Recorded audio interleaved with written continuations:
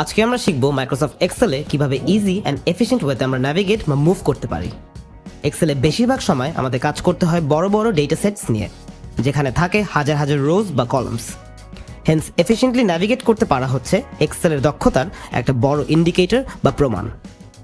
এক্সেলের সবচেয়ে basic navigation tool হচ্ছে the scroll bar. Just like most software, এক্সেলেও আছে একটা হরিজন্টাল ও একটা ভার্টিক্যাল স্ক্রোল বার। এই বারগুলো ড্র্যাগ করলে আমরা ডেটা সেটের এক প্রান্ত থেকে আরেক প্রান্তে মুভ করতে পারি। স্ক্রোল বার্সের দুই এন্ডে আছে দুটো স্মল অ্যারো কি।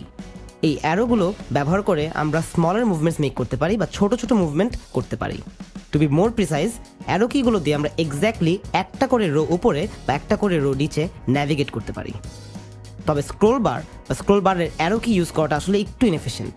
আমরা যদি আমাদের কিবোর্ডের অ্যারো কিগুলো লক্ষ্য করি, আমরা দেখব আমরা এই কিগুলো ইউজ করে এক্স্যাক্টলি একটা সেল মুভ করতে পারছি। ফর এক্সাম্পল, উপরে, নিচে, বামে ও ডানে। একটা সুন্দর শর্টকাট ফর ন্যাভিগেশন হলো আমাদের কিবোর্ডে পেজ আপ বা পেজ ডাউন বাটনস।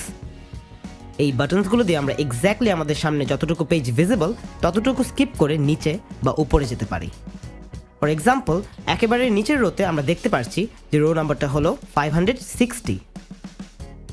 আমি যদি এবার পেজ ডাউন বাটনটা প্রেস করি, খেয়াল করো একেবারে উপরের রোতে এখন লেখা 561। দিস মিনস আমরা এক্স্যাক্টলি একটা পেজ নিচে নেমে এসেছি। হেন্স বড় বড় ডেটা সেটসে এই দুটো বাটন দিয়ে খুব ইজিলি আমরা মুভ করতে পারি। আর একটা সুপার শর্টকাট হলো কন্ট্রোল প্লাস হোম। আমরা যখন এই শর্টকাটটা অ্যাপ্লাই করি, দেখো আমরা এখন পৌঁছে গেছি আমাদের ওয়ার্কশিটের একেবারে উপরের সেকশনে। হেন্স ওয়েদার তুমি 100তম রোতে থাকো বা 1000তম রোতে থাকো, কন্ট্রোল প্লাস হোম প্রেস করলে খুব ইজিলি পৌঁছে যাবে ওয়ার্কশিটের একেবারে টপ রোতে।